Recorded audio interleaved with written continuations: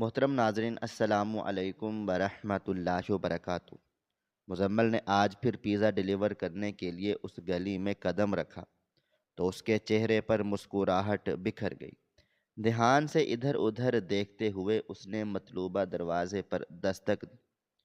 کچھ دیر کے بعد دروازہ کھلا۔ مزمل نے پیزے کا ڈبہ آگے بڑھایا اور پھر چور نظروں سے ارد گرد دیکھتے ہوئے خود بھی کھلے دروازے سے اندر داخل ہو گیا۔ لیکن کچھ ہی دیر کے بعد دروازے پر زوردار دستک ہوئی تو باہر گلی میں محلے دار ہاتھوں میں بانس اور لاٹھیاں اٹھائے کھڑے تھے، کیونکہ پرانی بستی کی ایک بہت ہی تنگ اور لمبی گلی تھی جہاں کے رہنے والے لوگ ایک دوسرے کے بارے میں سب کچھ جاننا اپنا سب سے بڑا فرض سمجھتے تھے۔ یہ ایک ایسی گلی تھی جہاں دن کے وقت بچے کھیلتے رہتے تھے اور شام کے وقت محلے کے بڑے بزرگ اپنے گھروں کے باہر چارپائیاں بچھا کر بیٹھ جاتے تھے اور پورے محلے کی خبریں ایک دوسرے کے ساتھ بانٹتے تھے۔ اس گلی کے لوگ بہت سادہ تھے، لیکن ان کے اندر دوسروں کی زندگی میں جھانکنے کی بہت بری عادت تھی، اور وہ اس بات پر بہت نظر رکھتے تھے کہ کس کے گھر میں کون آ رہا ہے اور کون جا رہا ہے، کس کے گھر میں کیا پک رہا ہے اور کون کس سے کیا باتیں کر رہا ہے۔ اسی گلی کے بالکل آخر میں ایک بہت بڑا اور پرانا گھر تھا جو سیٹھ کمال کا تھا۔ سیٹھ کمال کا گھر اس گلی کے باقی سب گھروں سے بالکل مختلف تھا۔ اس کی دیواریں بہت اونچی تھی اور اس کا مین دروازہ لوہے کا بنا ہوا تھا جس پر زنگ لگ چکا تھا، اور وہ دروازہ ہمیشہ اندر سے بند رہتا تھا۔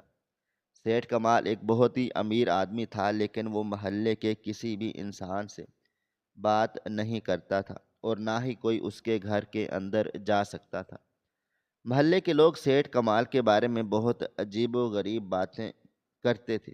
کوئی کہتا تھا کہ اس نے اپنے گھر کے اندر بہت سا سونا اور چاندی چھپا کر رکھا ہوا ہے، اور کوئی کہتا تھا کہ وہ سارا دن عبادت کرتا ہے، اس لیے کسی سے نہیں ملتا۔ گلی کے چھوٹے بچے تو اس گھر کے قریب جانے سے بھی ڈرتے تھے، مگر وہ سب کی اس کی عزت کرتے تھے، کیونکہ وہاں ہمیشہ ایک عجیب سی خاموشی اور اداسی چھائی رہتی تھی۔ اس پرسکون اور سادہ سی گلی کا ماحول اس وقت بالکل بدل گیا جب پچھلے کچھ ہفتوں سے اس گلی میں ایک نیا اور پر اسرار سلسلہ شروع ہوا۔ روزانہ شام کے وقت جب سورج غروب ہو رہا ہوتا اور اندھیرا پھیلنا شروع ہو جاتا تو ایک لڑکا اپنی پرانی اور ٹوٹی ہوئی موٹر سائیکل پر سوار ہو کر اس گلی میں آتا تھا۔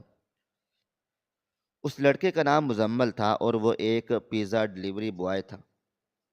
اس کی موٹر سائیکل کی آواز اتنی تیز اور عجیب تھی کہ گلی کے سب لوگوں کو پتہ چل جاتا تھا کہ پیزا والا آ گیا ہے۔ مزمل کے کپڑے ہمیشہ میلے ہوتے تھے اور اس کے بال بکھرے ہوئے ہوتے تھے۔ وہ بالکل ایک عام اور غریب سا محنت کش لڑکا لگتا تھا، لیکن اس کی حرکتیں بہت زیادہ عجیب اور شک میں ڈالنے والی ہوتی تھی۔ وہ جب بھی موٹر سائیکل سے اترتا تو اس کے چہرے پر عجیب سا خوف ہوتا، اور وہ بار بار اپنے دائیں اور بائیں طرف دیکھتا تھا، اور اس کی نظریں بالکل چوروں کے جیسی ہوتی تھی، جیسے وہ کوئی بہت بڑا گناہ کرنے جا رہا ہو اور اسے ڈر ہو کہ کوئی اسے پکڑ لے گا۔ وہ پیزا کا ڈبہ اپنے سینے سے لگا کر آہستہ آہستہ قدم اٹھاتا ہوا سیٹھ کمال کے دروازے تک جاتا تھا، اور وہاں کھڑا ہو کر بھی بار بار پیچھے مڑ کر دیکھتا تھا۔ محلے کے لوگوں نے جب اس کی ان حرکتوں کو بار بار دیکھا تو ان کے دلوں میں شک پیدا ہونا شروع ہو گیا۔ سب سے پہلے محلے کے ایک ہی بزرگ اور سمجھدار آدمی بابا فرید نے اس بات کو نوٹ کیا۔ بابا فرید سارا دن گلی کے کونے پر حقہ پیتے رہتے تھے اور ہر گزرنے والے پر نظر رکھتے تھے۔ انہوں نے ایک دن محلے کے باقی مردوں کو اپنے پاس بلایا اور کہا کہ یہ لڑکا کوئی عام پیزا والا نہیں ہے۔ بابا فرید نے سب کو سمجھایا کہ سیٹھ کمال جیسا کنجوس اور اکیلا آدمی جو کبھی کسی فقیر کو 1 روپیہ نہیں دیتا، وہ روزانہ اتنا مہنگا پیزا کیوں منگوائے گا، اور وہ بھی روزانہ ایک ہی وقت پر؟ یہ بات سب کی سمجھ میں آ گئی اور پورے محلے میں مزمل کے خلاف باتیں شروع ہو گئیں۔ شگفتہ خالہ، جو محلے کی سب سے بڑی جاسوس سمجھی جاتی تھی، انہوں نے اس کام کو اپنا فرض بنا لیا اور وہ روزانہ شام کے وقت اپنی چھت پر چڑھ جاتی اور چھپ کر مزمل کو دیکھتی رہتی۔ شگفتہ خالہ نے محلے کی سب عورتوں کو اکٹھا کر کے بتایا کہ جب وہ لڑکا دروازے پر دستک دیتا ہے تو اس کے ہاتھ بہت زیادہ کانپ رہے ہوتے ہیں، اور وہ دروازہ کھلنے کا انتظار کرتے ہوئے اتنا گھبرایا ہوا ہوتا ہے جیسے اس کے پیچھے کوئی کتا لگا ہو۔ شگفتہ خالہ کی باتوں نے محلے کی عورتوں کے دلوں میں ڈر پیدا کر دیا۔ محلے کے ایک نوجوان لڑکے نے، طارق نے بھی اپنی جاسوسی شروع کر دی۔ طارق کو جاسوسی کے ڈرامے دیکھنے کا بہت زیادہ شوق تھا اور وہ خود کوئی بہت بڑا جاسوس سمجھتا تھا۔ اس نے اپنی ایک چھوٹی سی کاپی میں مزمل کی موٹر سائیکل کا نمبر لکھ لیا تھا تاکہ اگر گلی میں کوئی چوری یا ڈاکہ ہو تو فوراً پولیس کو نمبر دے سکے۔ طارق کا خیال تھا کہ مزمل سیٹھ کمال کے ساتھ مل کر کوئی بہت بڑا غیر قانونی کام کر رہا ہے، اور اس پیزے کے ڈبے کے اندر پیزا نہیں بلکہ کچھ اور ہوتا ہے۔ رمضان نائی، جو گلی کے بیچ میں اپنی دکان چلاتا تھا، اس نے تو کمال ہی کر دیا۔ اس نے پورے محلے میں یہ افواہ اڑا دی کہ اس نے ایک دن مزمل کے کپڑوں پر خون کے نشان دیکھے ہیں۔ رمضان کا کہنا تھا کہ مزمل کوئی خطرناک قاتل یا چور ہے، اور وہ سیٹھ کمال کے گھر میں رات کے وقت لاشیں چھپانے آتا ہے۔ یہ بات سن کر محلے کی سب عورتیں خوف سے کانپنے لگیں، اور انہوں نے شام کے بعد اپنے بچوں کو گلی میں نکلنے سے سختی سے منع کر دیا۔ گلی کا ماحول دن بدن خراب ہوتا جا رہا تھا اور لوگوں کا غصہ بڑھتا جا رہا تھا۔ لوگوں کا غصہ اس وقت اپنے عروج پر پہنچ گیا جب انہوں نے دیکھا کہ اب مزمل صرف پیزا دے کر واپس نہیں آتا، بلکہ جیسے ہی سیٹھ کمال کا دروازہ تھوڑا سا کھلتا ہے، مزمل جلدی سے ارد گرد دیکھ کر اس کھلے دروازے کے اندر گھس جاتا ہے اور پھر دروازہ بند ہو جاتا ہے۔ محلے کے لوگ اپنی چھتوں پر اور گلی کے کونوں میں کھڑے ہو کر اس کا انتظار کرتے رہتے تھے، اور وہ کافی دیر کے بعد وہاں سے نکلتا اور تیزی سے موٹر سائیکل سٹارٹ کر کے بھاگ جاتا۔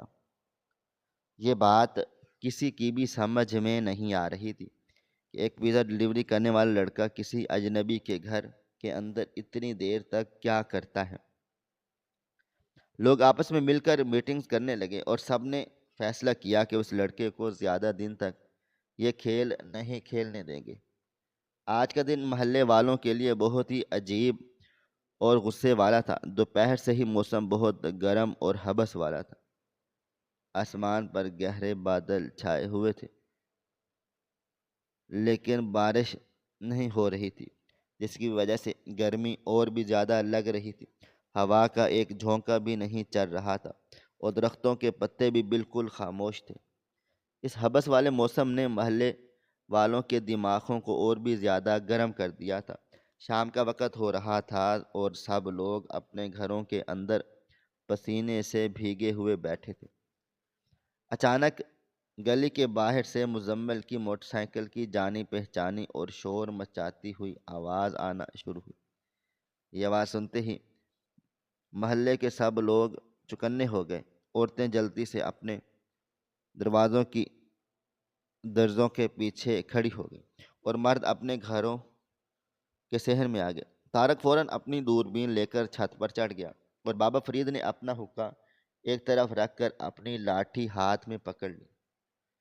مزمل جب موٹر سائیکل لے کر گلی میں داخل ہوا تو آج اس کی حالت روزانہ سے زیادہ خراب تھی اور وہ بہت زیادہ پریشان اور خوف زدہ لگ رہا تھا۔ اس کا چہرہ پسینے سے بھرا ہوا تھا اور اس کے کپڑوں پر مٹی لگی ہوئی تھی۔ اس نے جلدی سے موٹر سائیکل کو ایک دیوار کے ساتھ کھڑا کیا اور اس کے پیچھے سے پیزے کا ڈبہ نکالا۔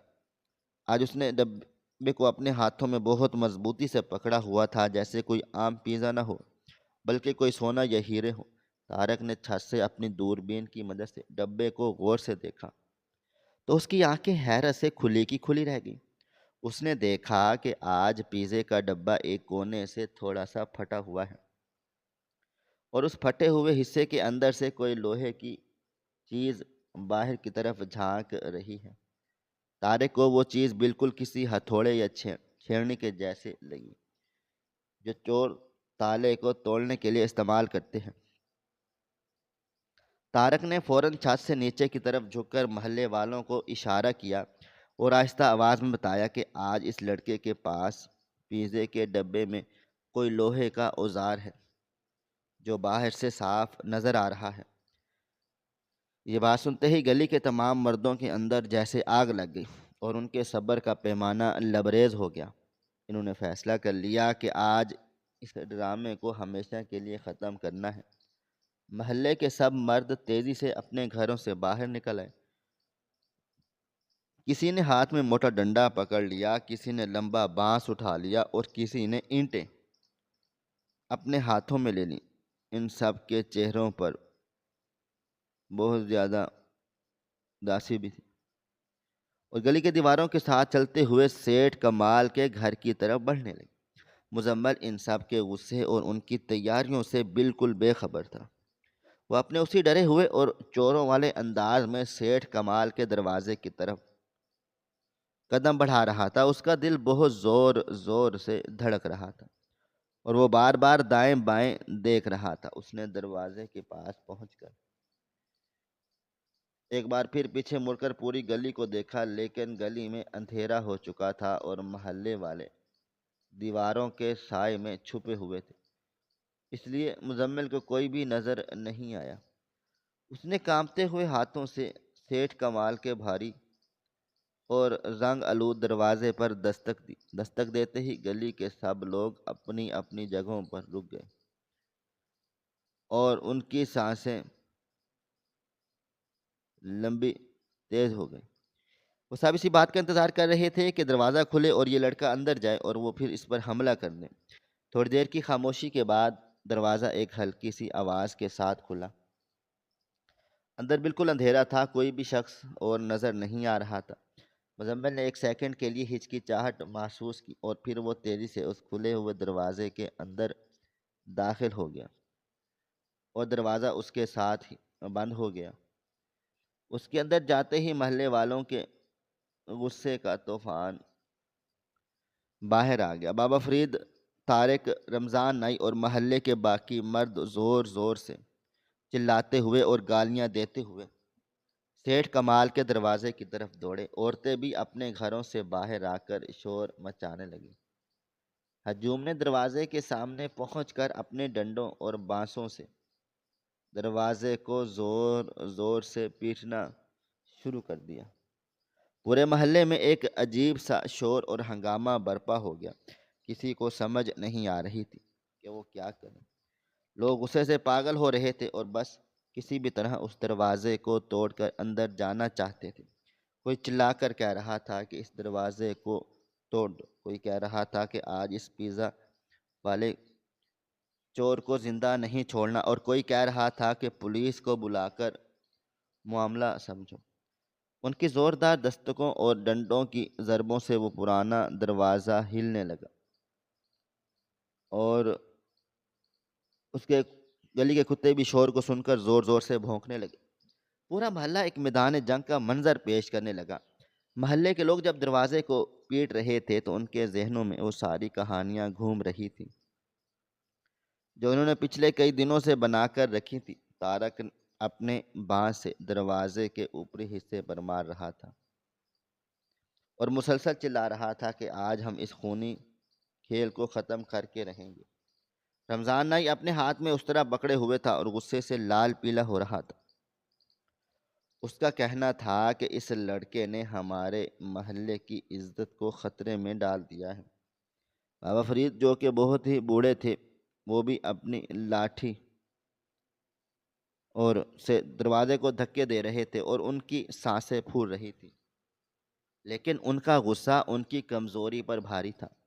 شگفتہ خالہ اور باقی عورتیں گلی کے بیچ میں کھڑی ہو کر مردوں کا جوش بڑھا رہی۔ اور کہہ رہی تھی کہ اگر آج یہ لڑکا بچ گیا تو ہمارے محلے میں کوئی بھی محفوظ نہیں ہوگا۔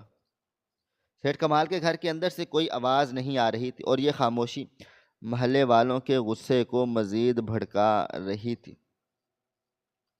اندر ضرور کوئی بہت بڑا جرم ہو رہا ہے اور مزمل اس جرم کو چھپانے کی کوشش کر رہا ہے۔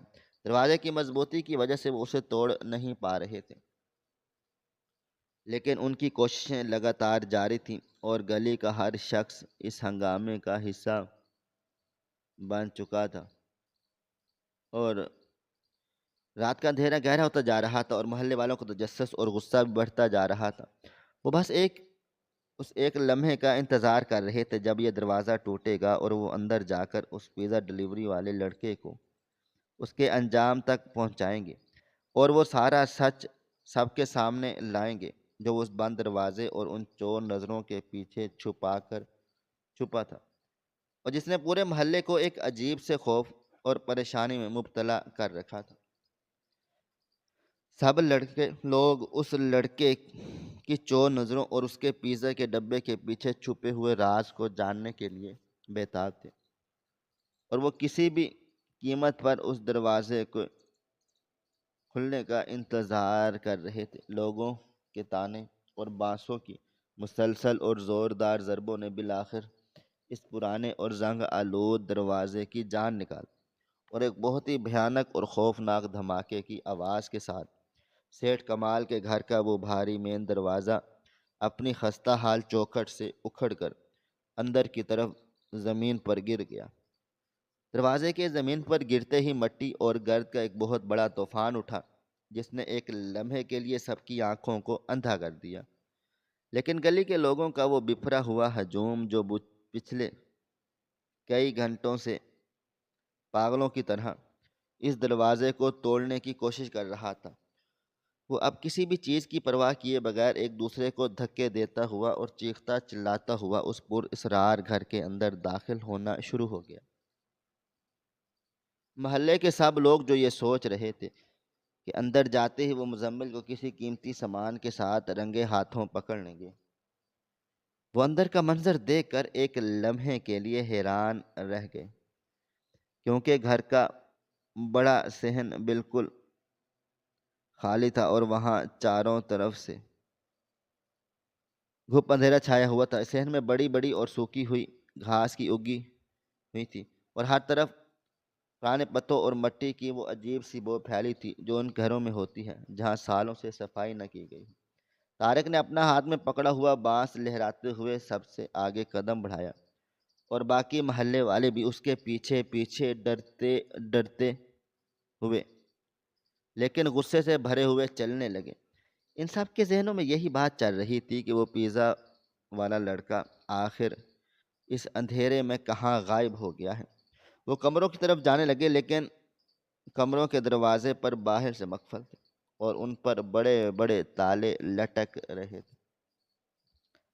اچانک رمضان نائی نے سب کو خاموش ہونے کا اشارہ کیا اور تب ایک ان کے لیے سب کے کانوں میں گھر کے پچھلے حصے سے ایک عجیب سی آواز آنا شروع ہوئی۔ یہ آواز بالکل ایسی تھی جیسے کوئی بہت بھاری لوہے کی چیز کو کسی دوسرے لوہے کی چیز پر زور زور سے ماری جا رہی ہو، ٹھک ٹھک ٹھک کی۔ اس مسلسل اور گونجتی ہوئی آواز نے ہجوم کے اندر موجود ہر شخص کے دل کی دھڑکن کو اور بھی زیادہ تیز کر دیا، اور وہ سب اسی آواز کا پیچھا کرتے ہوئے دبے قدموں گھر کے پچھلے اور انتہائی تاریک حصے کی طرف بڑھنے لگے۔ جیسے ہی وہ پچھلے صحن میں پہنچے تو وہاں کا منظر دیکھ کر ان سب کے قدم اپنی جگہ پر بیٹھ گئے اور انہیں حیرت بھی ہوئی اور کھلی رہ گئی۔ انہوں نے دیکھا کہ مزمل وہاں موجود ایک بہت پرانے اور زمین کے اندر جانے والے تہہ خانے کے دروازے کے سامنے کھڑا ہے۔ تہہ خانے کا وہ لوہے کا دروازہ بہت ہی بھاری اور خوفناک لگ رہا تھا اور اس پر ایک بہت بڑا ہی اور پرانا تالا لگا ہوا تھا۔ مزمل بالکل پاگلوں کی طرح اس تالے پر کوئی چیز مار رہا تھا اور اسے توڑنے کی پوری کوشش کر رہا تھا۔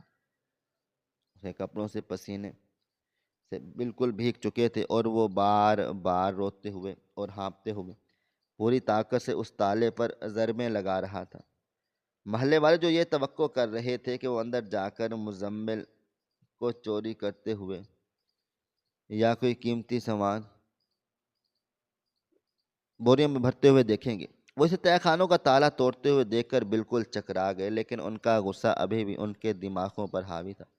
بابا فرید نے اپنی لاٹھی زمین پر زور سے ماری اور چلائے کہ پکڑ لو اس چور کو، یہ ضرور اس تہہ خانے میں چھپا ہوا سیٹھ کمال کا سارا خزانہ چرانے کے لیے آ گیا ہے۔ اور سنتے ہی ہجوم دوبارہ بجلی سے بھر گئی، اور وہ سب کے سب ایک ساتھ درندوں کی طرح مزمل پر ٹوٹ پڑے۔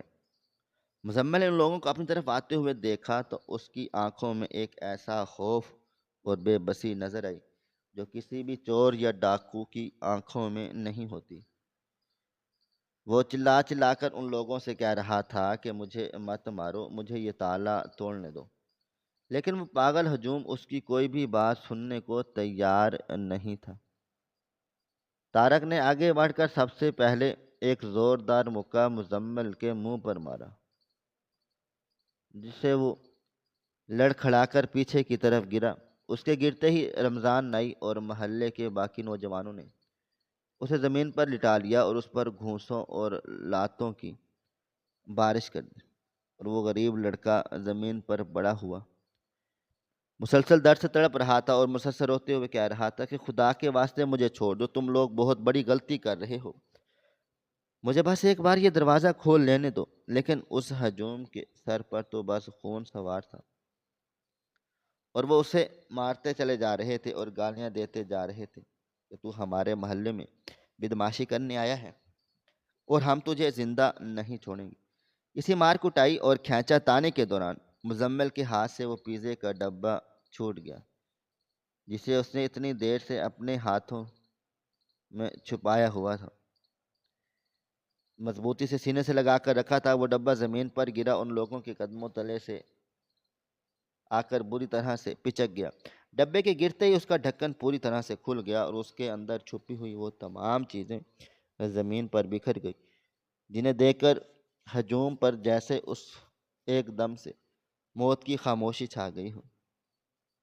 وہ سب کے ہاتھ ہی ہوا میں رک گئے، اور پھر وہ پھٹی ہوئی آنکھوں سے زمین پر گری ہوئی ان سب چیزوں کو دیکھنے لگی۔ اس ڈبے کے اندر کوئی گرما گرم پیزا نہیں تھا، اور نہ ہی کوئی چوری کا سامان تھا، بلکہ اس میں ایک بہت ہی موٹی اور تیز لوہے کی چھینی تھی۔ ایک بھاری اور کالا ہتھوڑا نکلا تھا، اور ان سب سے بڑھ کر کچھ سفید پٹیاں نکلی تھیں، جن کے ساتھ ایک پرانا اور پھٹا ہوا کپڑے کا ٹکڑا پڑا تھا، جس پر بہت زیادہ خون لگا ہوا تھا، اور وہ خون سوکھ کر گہرا سرخ ہو گیا اور کالا ہو چکا تھا۔ خون سے لتھڑے ہوئے اس پرانے کپڑے کو دیکھ کر محلے والوں کے دل ہول ہو گئے اور ان کے دماغ سن ہو گئے۔ رمضان نائی کی وہ بات جو اس نے کچھ دن پہلے کی تھی، اس نے مزمل کے کپڑوں پر خون دیکھا ہے، اب سب کو بالکل سچ لگنے لگی۔ ہجوم میں شامل عورتیں جو تھوڑی دیر پہلے گالیاں دے رہی تھیں، اب وہ خوف کے مارے اپنے منہوں پر ہاتھ رکھ کر پیچھے ہٹنے لگیں۔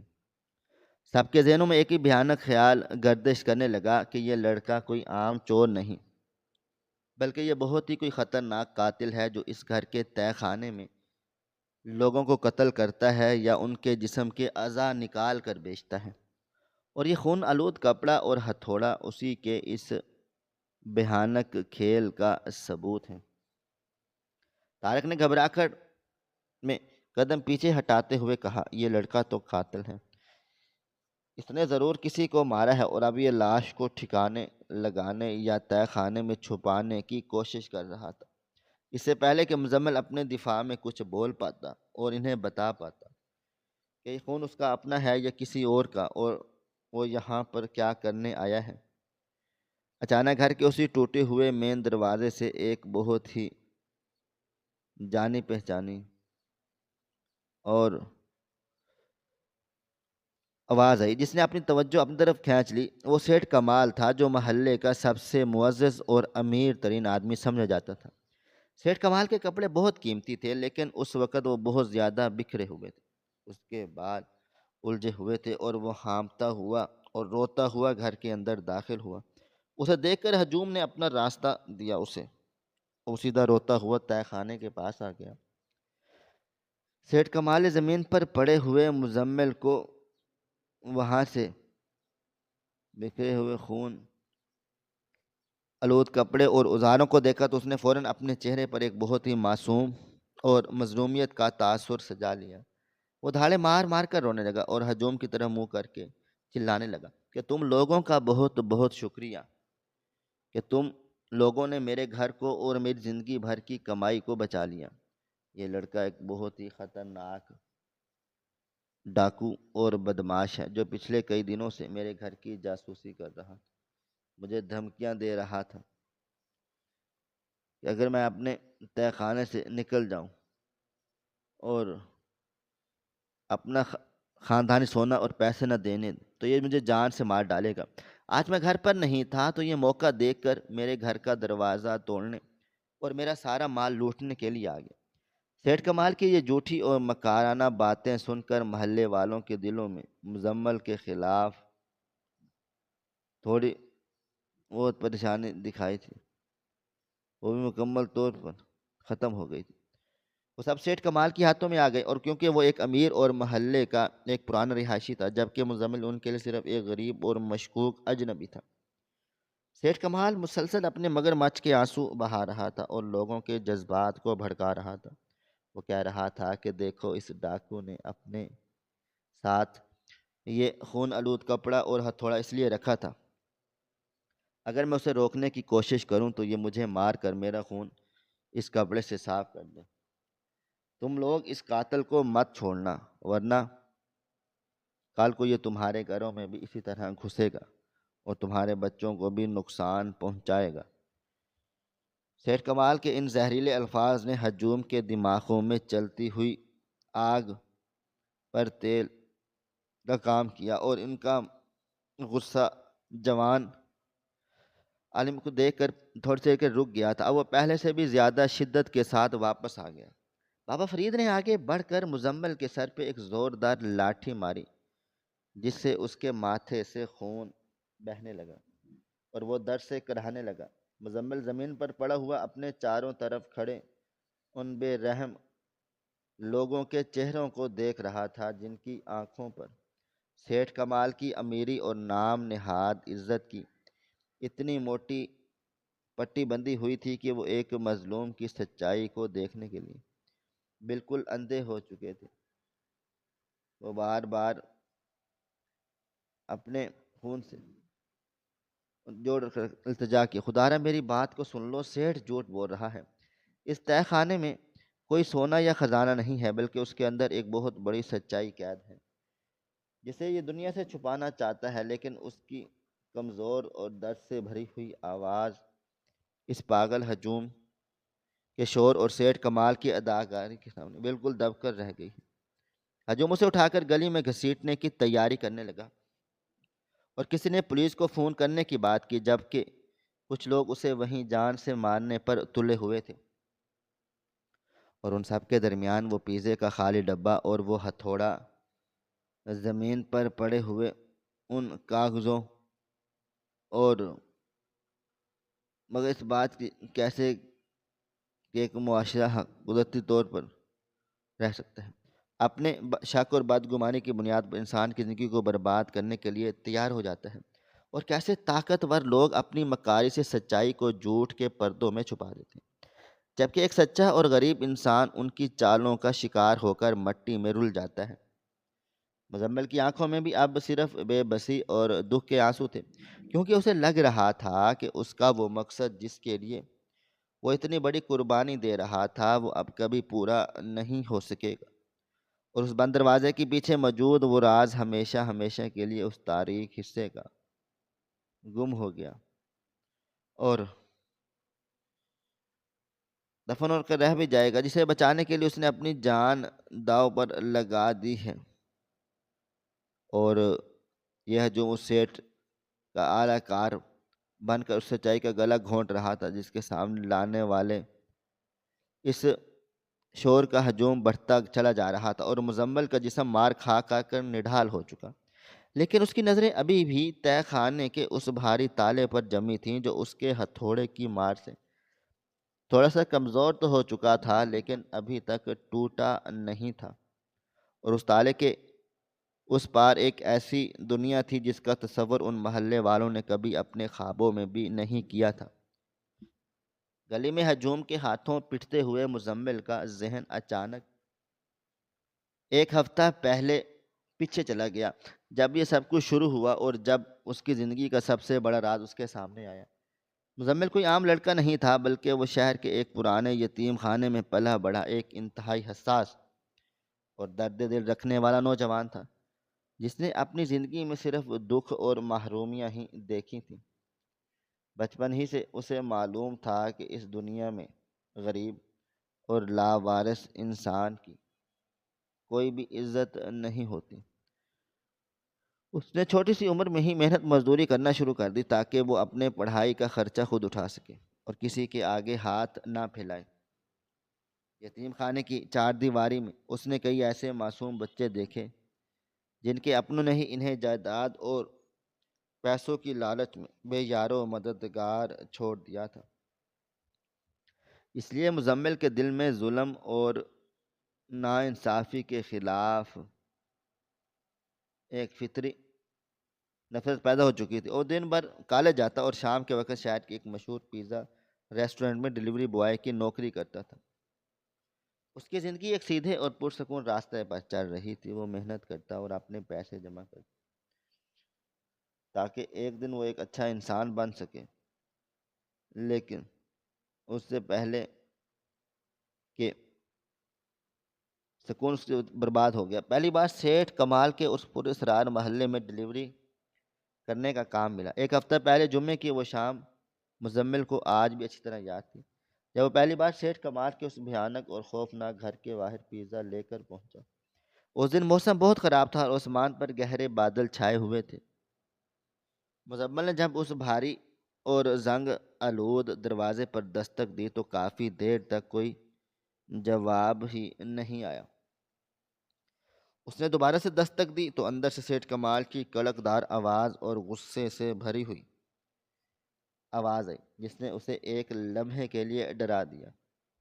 اور دروازہ تھوڑا سا کھلا اور سیٹھ کمال نے نہایت حقارت اور تکبر سے اسے اندر آنے کا اشارہ کیا۔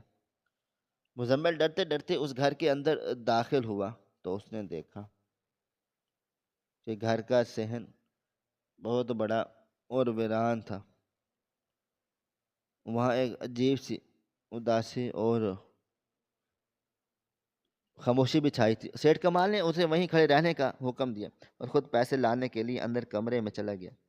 مزمل اکیلا اس اندھیرے صحن میں کھڑا تھا اور ارد گرد دیکھ رہا تھا۔ اچانک اسے ایک بہت ہی دبی دبی اور دردناک سسکیوں سے بھری ہوئی رونے کی آواز سنائی دی، اور وہ یہ باتیں سن کر اس کے رونگٹے کھڑے ہو گئے۔ اس نے چونک کر ادھر ادھر دیکھا تو اس کی نظر گھر کے بالکل پچھلے حصے میں موجود ایک چھوٹے سے روشن دان پر پڑی، جو زمین کے بالکل قریب تھا اور اس پر لوہے کی موٹی سلاخیں درج تھیں اور رنگ لگی ہوئی سلاخیں لگی تھیں، اور روشن دان دراصل اس تاریک تہہ خانے کا تھا جہاں مزمل آج تالا توڑنے کی کوشش کر رہا تھا۔ مزمل کے قدم بے اختیار اس آواز کی طرف اٹھنے لگے۔ وہ آہستہ آہستہ چلتا ہوا اس روشن دان کے قریب گیا، اور جب اس نے اندر جھانک کر دیکھا تو اندر کا منظر دیکھ کر اس کے قدموں تلے سے زمین نکل گئی اور اس کا سانس گلے میں اٹک گیا۔ اس نے دیکھا کہ اندھیرے اور سیلن کی بدبو سے بھرے ہوئے اس تہہ خانے میں ایک چھوٹی سی اور انتہائی کمزور بچی، جس کی عمر بمشکل 10 یا 12 سال، اور ننگے پاؤں فرش پر پڑتی ہوئی۔ اس بچی کے بال بری طرح بکھرے تھے اور اس کے کپڑے جگہ جگہ سے پھٹے ہوئے تھے، اور سب سے خوفناک بات یہ تھی کہ اس کے ننھے سے ہاتھ اور پاؤں میں لوہے کی بھاری زنجیریں بندھی ہوئی تھیں جو دیوار کے ساتھ مضبوطی سے جڑی ہوئی تھی۔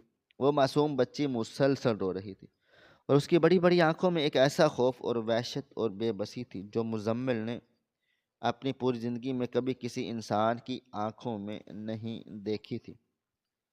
مزمل کو اس روشن دان پر کھڑا دیکھ کر وہ بچی ایک دم سے دراز پر آ گئی، کھڑ دیکھ کر ڈر کر دیوار کے ساتھ چپک گئی، جیسے اسے لگ رہا ہو کہ اسے دوبارہ کوئی مارنے آیا ہے۔ لیکن جب اس نے غور سے دیکھا کہ یہ کوئی اجنبی لڑکا ہے تو اس کے چہرے پر ہمدردی ہے۔ اس بچی نے ہمت کی اور اپنے کانپتے ہوئے ہاتھوں کو اور ان زخموں سے بھرے ہاتھوں سے ایک پرانی اور مٹی میں لتھڑی ہوئی کاغذ کی چھوٹی سی پرچی نکالی اور اسے پوری طاقت لگا کر روشن دان کی ان سلاخوں کے بیچ میں مزمل کی طرف اچھال دیا۔ وہ پرچی سیدھی مزمل کے جوتوں کے پاس آ کر گری۔ مزمل نے گھبرا کر جلدی سے پیچھے مڑ کر دیکھا تو کہیں سیٹھ کمال واپس تو نہیں آ رہا، اور اس نے جھک کر کانپتے ہوئے ہاتھوں سے وہ پرچی اٹھا لی۔ پرچی پر کسی کوئلے یا پنسل سے ٹوٹی پھوٹی اور کانپتی ہوئی لکھائی لکھی تھی کہ خدارا مجھے بچا لو، یہ ظالم چاچا مجھے مار دے گا۔ میں پاگل نہیں ہوں، مجھے بھوک لگ رہی ہے، مجھے یہاں سے نکال لو۔ مزمل نے جیسے ہی وہ درد بھری تحریر پڑھی، اس کے دل پر جیسے کسی نے ایک بھاری ہتھوڑا مار دیا ہو۔ اس کی آنکھوں میں بے اختیار آنسو آ گئے اور اس کا پورا جسم ایک غصے اور دکھ سے بانٹنے لگا۔ وہ بچی سے کچھ بولنے والا تھا کہ سیٹھ کمال کے بھاری قدموں کی آہٹ سنائی دی۔ مزمل نے بجلی کسی تیزی سے وہ پرچی اپنی جیب میں چھپائی اور بھاگ کر اپنی اسی جگہ پر آ کر کھڑا ہو گیا جہاں سیٹھ نے اسے منع کرنے کا کہا تھا، اور اس کے منہ پر پیسے مارے اور اسے دھکا دیتے ہوئے دروازے سے باہر نکال کر زور سے دروازہ بند کر دیا۔ مزمل اس رات یتیم خانے کے اپنے چھوٹے سے کمرے میں ساری رات سو نہیں سکا۔ وہ بستر پر لیٹا مسلسل روتا رہا۔ اس کے کانوں میں اس معصوم بچی کی سسکیاں اور پرچی پر لکھے ہوئے وہ دل اور بار بار گونج رہے تھے۔ اسے ایسا لگ رہا تھا جیسے بچی اس سے اپنی جان کی بھیک مانگ رہی۔ اگلے دن اس نے اپنے پیزا ریسٹورنٹ کے مالک سے جھوٹ بول کر چھٹی لی اور اس محلے کے بارے میں خفیہ طور پر طریقے سے معلومات اکٹھی کرنا شروع کر دی۔ وہ جاننا چاہتا تھا کہ آخر وہ بچی کون ہے اور اس سے امیر سیٹھ نے اسے اس طرح جانوروں کی طرح کیوں باندھ رکھا ہے۔ مزمل نے اپنا حلیہ تھوڑا سا بدلا تاکہ کوئی اسے پہچان نہ سکے اور محلے کی دکانوں کے آس پاس گھومنے لگا۔ اس نے بابا فرید اور رمضان نائی کی باتوں کو چھپ چھپ کر سنا اور کچھ پرانے دکانداروں سے باتوں باتوں میں سیٹھ کمال کے بارے میں پوچھا۔ ان سب معلومات سے اسے جو سچائی پتہ چلی وہ اتنی بھیانک تھی کہ مزمل کا خون کھول اٹھا۔ اسے پتہ چلا تھا کہ سیٹھ کمال کا ایک بہت ہی اور شریف اور امیر لڑکا بھی تھا جو اس سے بھی موزے انسان تھا۔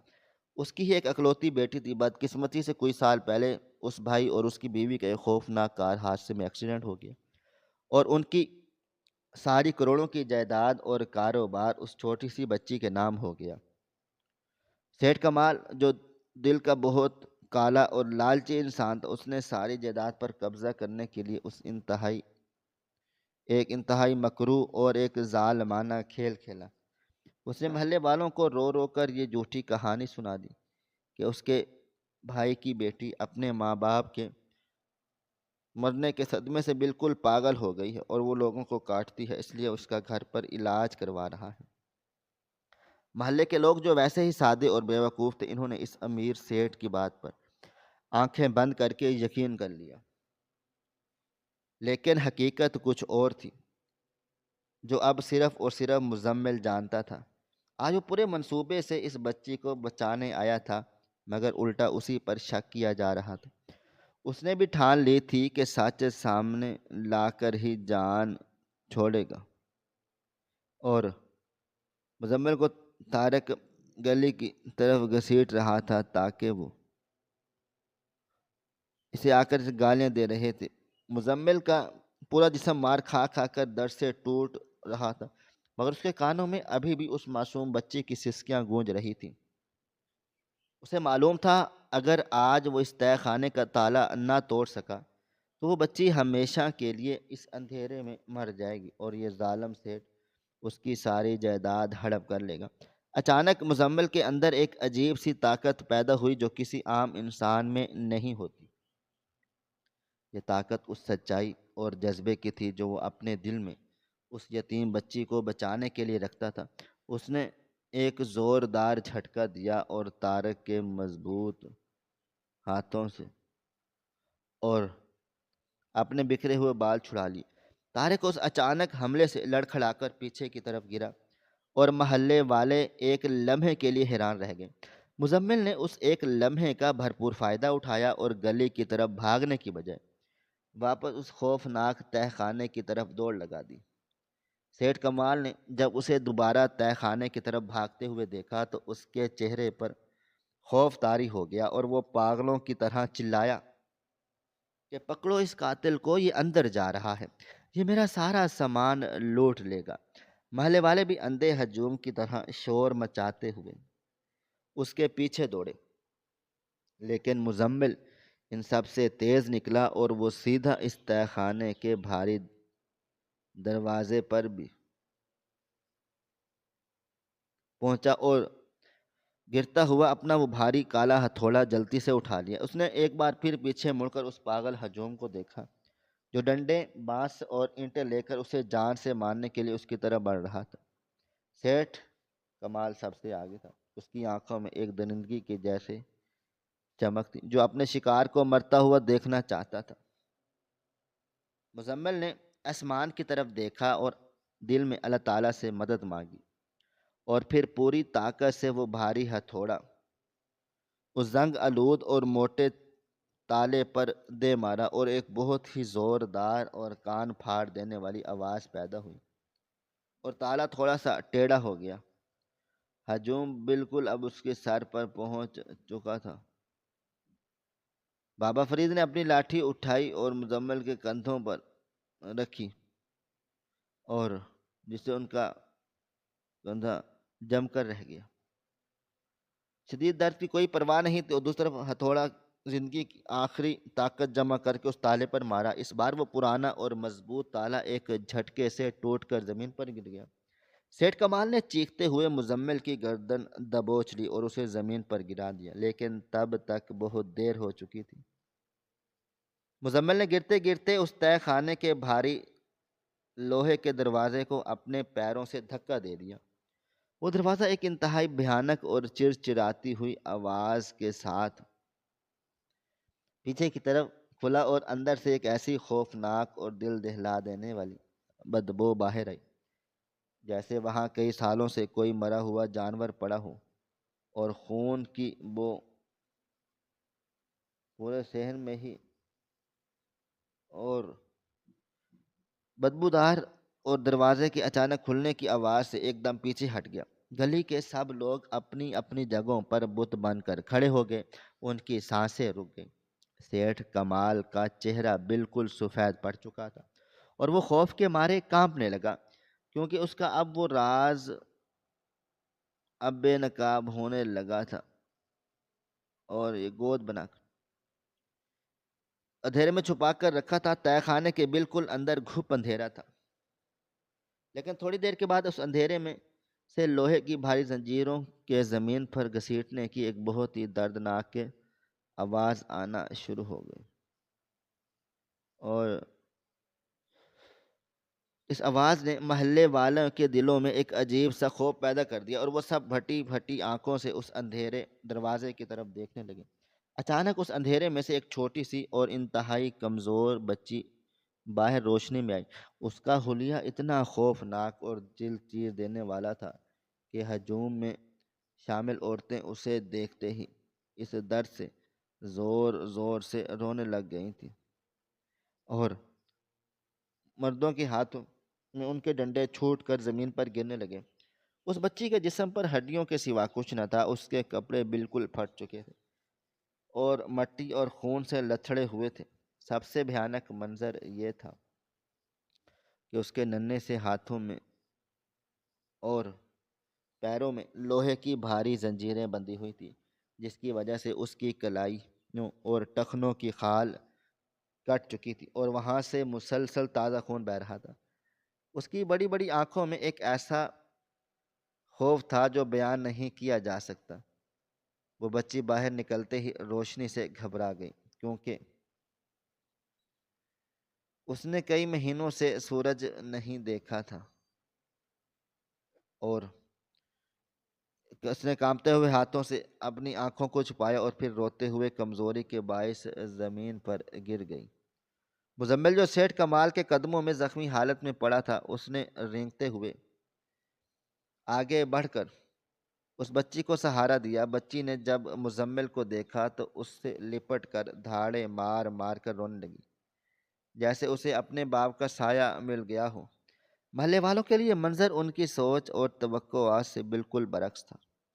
طارق نے ہاتھ سے اس کا بانس چھوٹ کر زمین پر گر گیا۔ بابا فرید اپنی لاٹھی کے سہارے وہیں پر زمین پر بیٹھ گئے، اور رمضان نائی کا منہ کھلے کا کھلا رہ گیا کہ انہوں نے کس شخصیت میں اور دوپٹہ رکھ کر زاروں قطار رو رہی تھی۔ سب کو سمجھ آنے لگا کہ اصل سچائی کیا ہے، وہ پچھلے کئی گھنٹوں سے کس قدر بڑی اور ناقابل معافی غلطی کر رہے تھے۔ بچے نے روتے ہوئے اپنی کامتی ہوئی انگلی سیٹھ کمال کی طرف اٹھائی اور ٹوٹی ہوئی اور کمزور آواز میں کہا، اس نے مجھے باندھ کر رکھا تھا، یہ ظالم چاچا میری ساری جائیداد لینا چاہتا تھا، اور اس نے آج ہی مجھے بھوکا مارنا چاہتا تھا۔ میں پاگل نہیں ہوں، مجھے بچا لو۔ یہ سننا تھا کہ محلے والوں کی آنکھوں میں پڑی ہوئی امیری اور نام نہاد عزت کی وہ موٹی پٹی ایک ہی جھٹکے میں کھل کر زمین پر گر گئی۔ وہ ہجوم جو تھوڑی دیر پہلے مزمل کو جان سے مارنے پر تلا تھا، اب ان کی آنکھوں میں غصے کی بجائے شدید شرمندگی کے، ندامت اور پچھتاوے کے آنسو تھے، اور انہوں نے ایک انتہائی نیک اور سچے انسان کو چور اور قاتل سمجھ کر ظالموں کی طرح پیٹتا ہے، جو دراصل ان کے محلے کی ایک یتیم بیٹی کو بچانے کے لیے اپنی جان قربان کرنے آیا تھا۔ سیٹھ کمال نے جب دیکھا کہ اس کا سارا مکرو کھیل بے نقاب ہو چکا ہے اور محلے والوں کی خون خوار نظروں سے پہلے اب اس کی طرف اٹھ رہی تھی، اس نے موقع پا کر وہاں سے بھاگنے کی کوشش کی، لیکن طارق نے بجلی کی سی تیزی سے آگے بڑھ کر اسے گریبان سے پکڑ لیا اور اسے زور سے زمین پر پٹخ دیا۔ وہ ڈنڈے اور بانس جو مزمل کو مارنے کے لیے اٹھے تھے، اب وہ سب سیٹھ کمال کے گرد تن گئے۔ محلے کے نوجوانوں نے اس ظالم انسان کو چاروں طرف سے گھیر لیا اور اسے مارنا شروع کر دیا۔ بابا فرید روتے ہوئے مزمل کے پاس جا کر ان کے خون آلود ہاتھوں کو چوم لیا اور گڑ گڑا کر معافی مانگنے لگے۔ شگفتہ خالہ اور باقی عورتیں بھاگ بھاگ کر اس معصوم بچی کے